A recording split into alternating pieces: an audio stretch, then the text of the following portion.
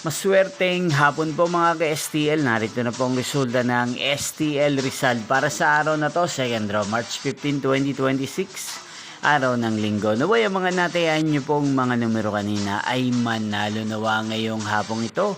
4 PM. Kaya't kunin nyo na po ang inyong mga ticket. Narito na po ang resulta.